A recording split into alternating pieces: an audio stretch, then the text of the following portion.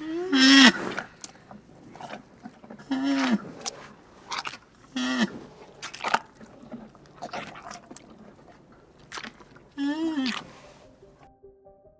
heat was so intense that the air above the ground trembled like water.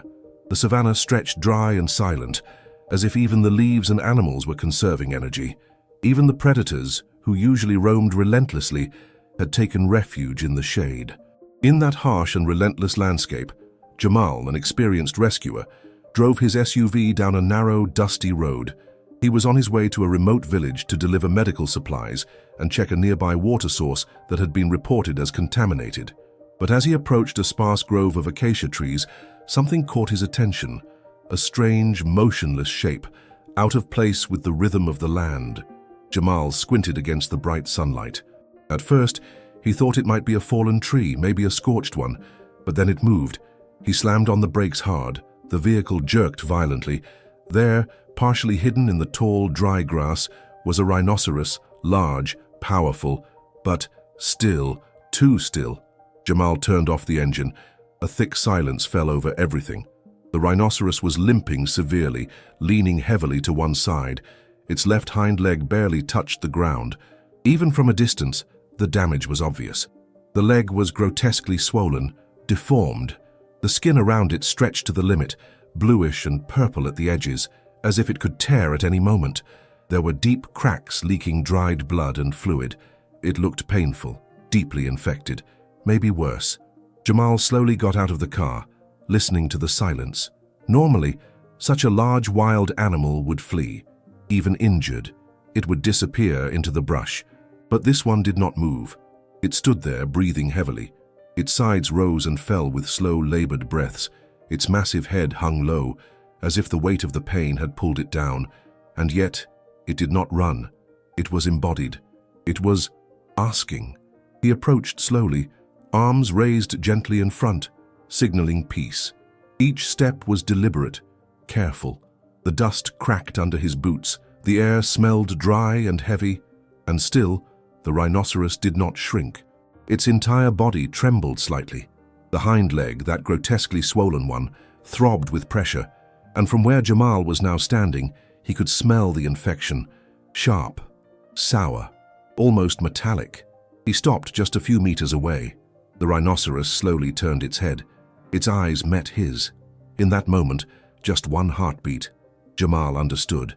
This massive, wild creature was not here by chance. It had come to ask for help.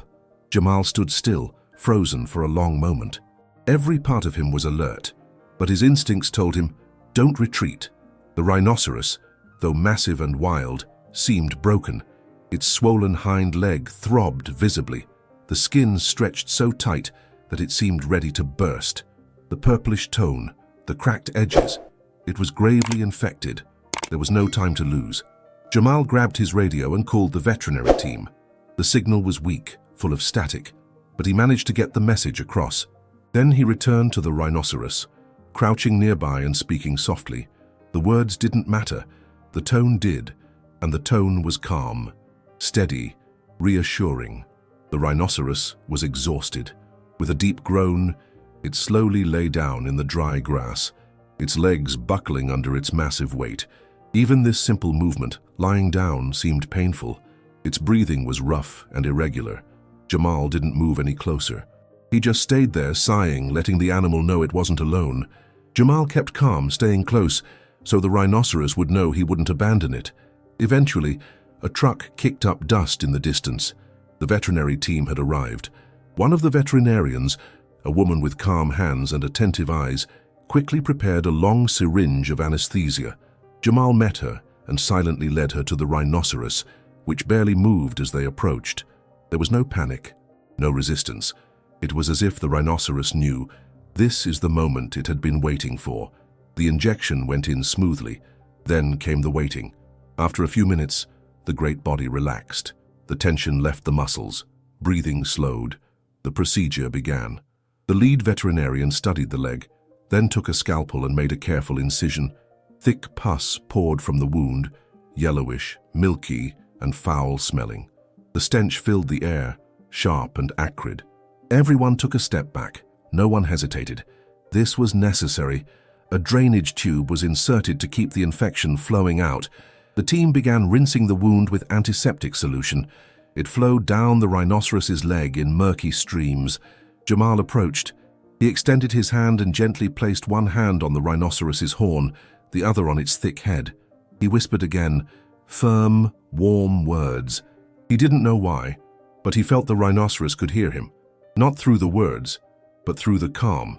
When the cleaning finished, the team wrapped the wound with a thick bandage and gave the rhinoceros a powerful dose of antibiotics.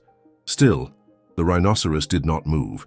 It just breathed deeply and rested its head on the ground. As if it finally felt a moment of peace, Jamal stayed by its side. In that open field, under the brutal sun and the heavy, sour air, something invisible had formed. A bond, a silent connection, between man and beast, between pain and care, between fear and trust. Help had arrived. The days passed slowly, each one filled with heat and dust, but also hope. Jamal stayed close. He slept in a small tent near the rhinoceros, never far. He knew that healing would take time, but sometimes time is exactly what healing needs. This is someone who refuses to leave. The rhinoceros began to improve. The swelling in the leg slowly began to decrease. The deep purple faded to a dull, dry pink. It still walked with effort, but the worst was over. The wound no longer pulsed as if alive. The bandages were changed regularly, and the antibiotics were doing their job. And Jamal, he was always there.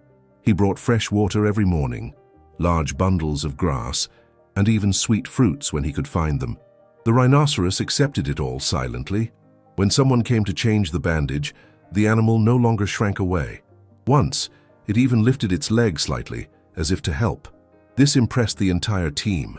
The pain was still there, yes, but something else was now too. Trust. Then, one evening, when the sun was setting low and the savannah turned golden, it happened. The rhinoceros stood up, completely, on its own. Its legs trembled. Its knees buckled for a moment, uncertain, but it remained standing. It took a slow, shaky step, then another. Jamal held his breath, watching from a few meters away. He didn't hear it move. And then, the rhinoceros turned slightly, and with the tip of its horn, gently touched Jamal on the chest. A soft touch, nothing more. But in that gesture, something passed between them. Gratitude, recognition, maybe even farewell. Jamal lowered his head for a second, touching. There was something in the heat that felt different. This one had chosen to stay. It had asked for help. It had let him in. The wound was healing well now. No more bad smell, no more swelling. Just a deep scar on the leg. A reminder. Jamal still visited every day, always careful, never presuming. And each time, the rhinoceros did not run or hide. It simply waited, calm, confident. The treatments became quicker. The rhinoceros didn't flinch when Jamal removed the bandage and cleaned the wound. Sometimes, it even took a step forward, as if remembering, this helps me. And then, one afternoon, after nearly 3 months, it was time. Jamal returned, as before, parking under the same old acacia trees. The sun was melting into the horizon, covering everything in amber. There it was, the rhinoceros, walking slowly but firmly.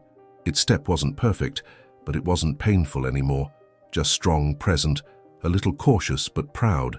Jamal sat on the hood of his dusty SUV, watching through his binoculars. He had come only for this moment, to see the result of all those days, all those nights, all that silent care. The rhinoceros stopped. The dry grass rustled around its feet. It raised its head and looked directly at Jamal. Their eyes met. No movement, no sound, just silence. But in that silence, there was a message louder than any words. I remember you, I know what you did, and I'm okay now. And then, the rhinoceros turned and walked away,